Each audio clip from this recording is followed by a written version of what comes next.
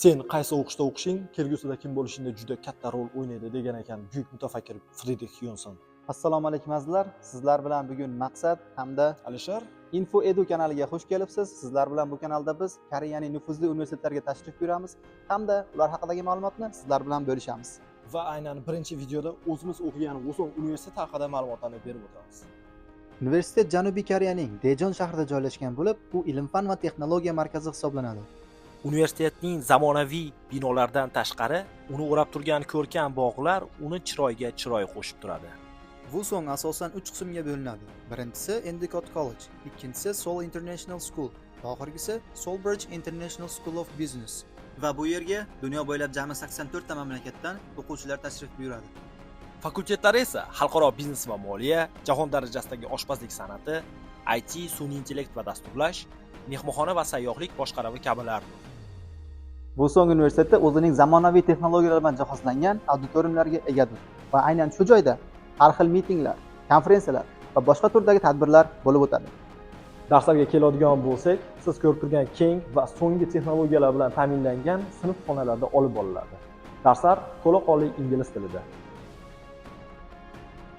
Bu esa universitetning ichida joylashgan oshxona bo'lib, bir vaqtning o'zida u o'z ichiga 300 kishini sig'dira oladi.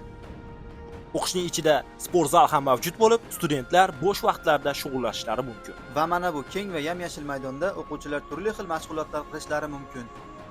Endi navbat kutubxonaga. Bu yer faqatgina kitob o'qish joyi emas, balki ilm-fan va innovatsiyalar markazi. Kutubxona zamonaviy dizayn va keng imkoniyatlari bilan barcha talabalar uchun ochiq. Bu yerda siz nafaqat kitoblar o'qishingiz, balki tadqiqot olib borishingiz va ilm-fan loyihalaringizni amalga oshirishingiz mumkin. Guruh bo'lib ishlash uchun maxsus o'quv zonalari va konferensiya xonalari siz uchun mavjud. O'qish kontraktlari siz o'qimoqchi bo'lgan dasturga qarab farqlanadi. Bakalavr dasturi $6,400 dan $11,800 gacha. Magistratura dasturlari $3,400 dan $27,500 gacha.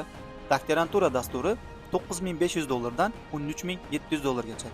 Va albatta bular yillik kontraktlar.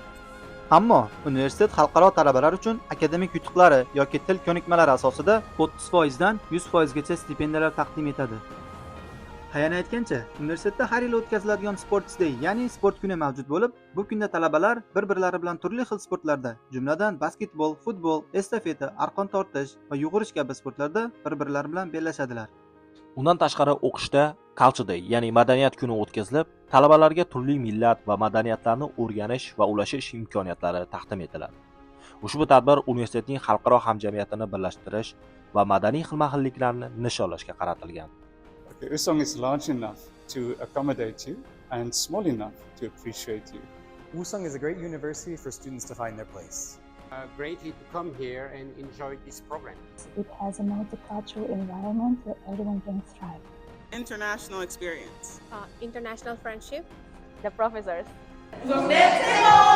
Welcome to Wusong University. Bienvenue à l'université Wusong. Wusong'da hacker Washington Hayohamida. Добро пожаловать в Wusong. Wusong Universitetiga xush kelibsiz. Bem-vindo ao Wusong University. Selamat datang di Universitas Wusong. Bugungi video Wusong universiteti haqida edi. Keyingi videolarni o'tkazib yubormaslik uchun bizga obuna bo'ling.